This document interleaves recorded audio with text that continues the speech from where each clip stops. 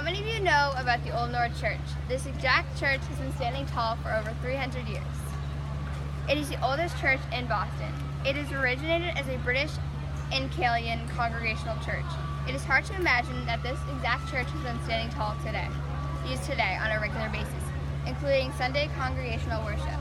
Not only is this the oldest church, but also has the highest steeples in the city.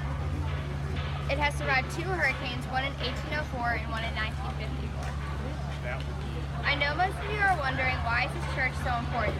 It represents the religious freedom the colonists were seeking from the British.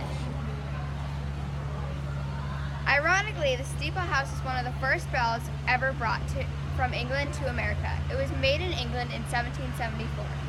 Those bells were originally hung once a week. Currently, they are only used for special holidays.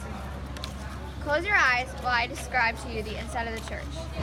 Picture this: brass chandeliers, a beautiful wooden clock on the 2nd floor, where this historic and stately organ is found. It is still played today. Beautiful white wooden pews line the church, each with own latch with their own door. A massive window above the altar makes the church bright.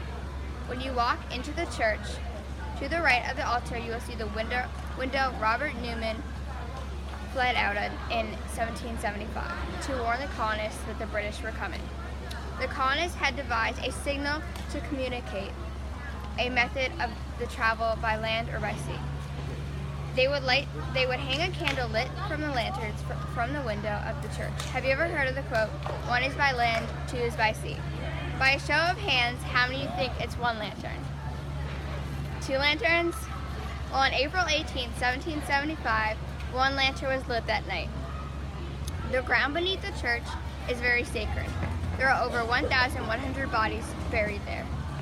One of the most famous being Major John Pitcairn, who was a British leader of those troops who were the first to reach the battlegrounds of Lexington and Concord.